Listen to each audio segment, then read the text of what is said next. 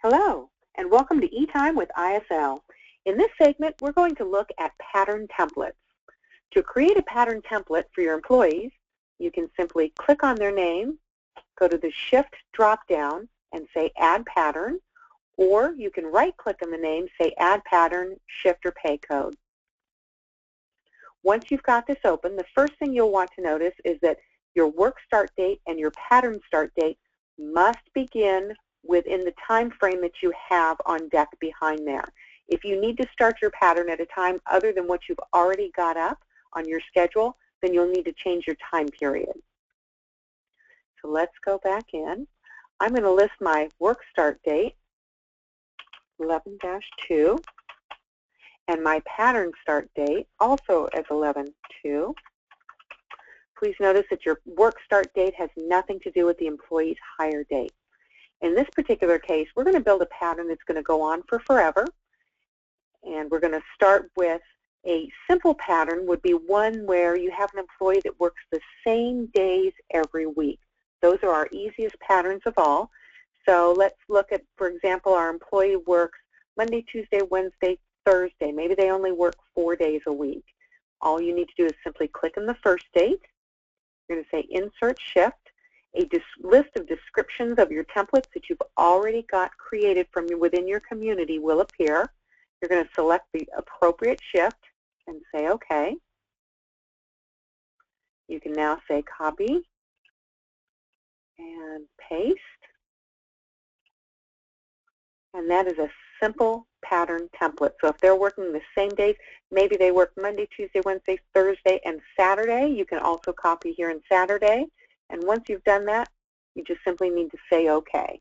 And your pattern will be there for forever.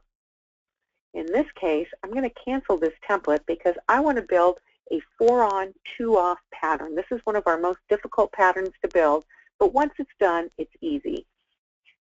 I'm going to change our current schedule period, and let's look at a larger range of dates. I'm going to say November 1st through November 30th.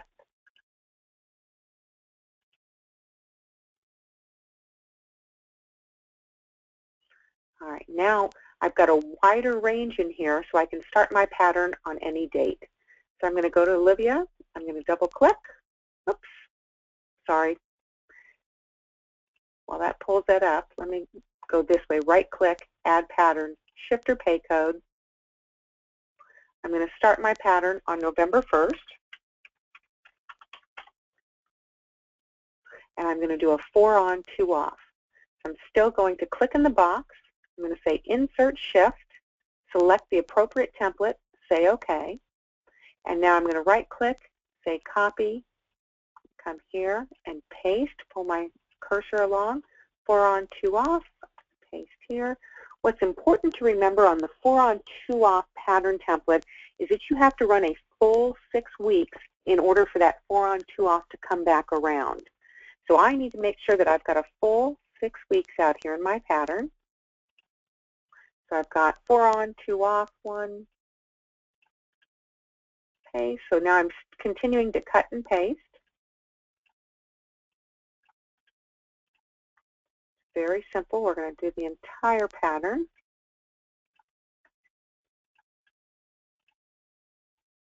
You can watch it begin to emerge.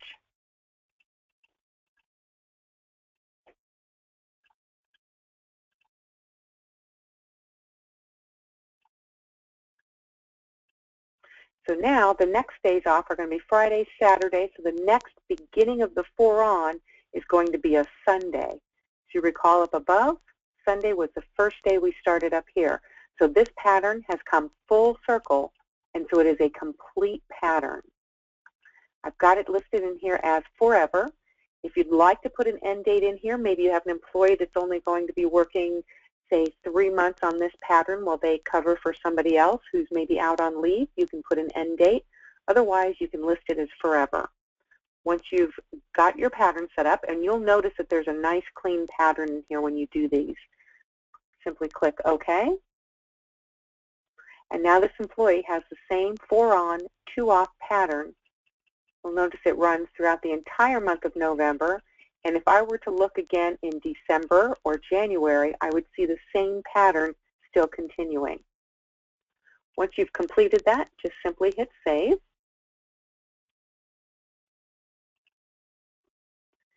If you would like to, if you are looking at an employee that has an existing pattern that you want to alter, my best advice would be to end that pattern and then begin a new pattern.